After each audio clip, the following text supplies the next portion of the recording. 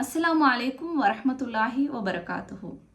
நம்ம மனதில் சில கவலைகள் வரும்போது நம்ம என்ன செய்கிறது, இதை எப்படி ஹேண்டில் பண்ணுறது, நமக்கு பல யோசனைகள் வரும், பல பிரச்சனைகள் வரும். அந்த கவலையே மனதில் போட்டு போட்டு நம்மளையே நம்ம கஷ்டப்படுத்தி கொள்ளக்கூடிய நிலைமைகளை பார்க்குறோம்.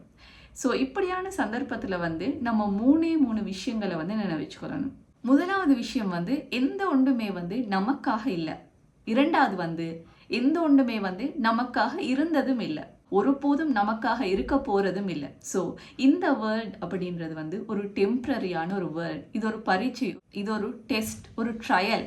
ஸோ இந்த வாழ்க்கையில் நம்ம போக வந்தவங்க எல்லாமே ரிட்டர்ன் எல்லா இடத்துல தான் போகும். ஸோ எதுக்காக நம்ம பெயின்களை மனதில் சுமந்து கொண்டிருக்கணும், அதை சுமந்துட்டு நம்ம கஷ்டப்படணும், அதையே நினச்சி நம்மளோட ஒர்க் எதுவுமே செய்யாமல் லைஃபையே ஸ்பாயில் பண்ணணும். ஸோ நம்ம நினைக்கிறது எல்லாமே ஒரு வேர்ல்ட்லி அட்டாச்மெண்ட்டாகத்தான் இருக்கும். இந்த உலகத்தோடு அட்டாச் பண்ண ஒரு விஷயமாகத்தான் இருக்குமே தவிர நாளை மறுமைக்காக அப்படின்னு சொல்லி எதுவுமே இருக்காது. நம்ம நினைக்கிறது, நம்ம ஆசைப்படுறது, நம்ம விரும்புறது, என்றைக்கும் எங்களுக்காகவே இருக்கணும் அப்படின்னு சொல்லி நினைக்கிறது எல்லாமே இந்த வேர்ல்ட்லி அட்டாச்மெண்ட்டுக்காக மட்டும்தான். ஸோ எல்லாமே அல்லாவால் கொடுக்கப்பட்டது. அது கடைசியில் போகக்கூடிய இடம் அல்லா இடத்துல தான். ஸோ அந்த பெயின் எல்லாமே விட்டு போடுங்க. ரொம்ப ஃப்ரீயாக சந்தோஷமாக இருங்க.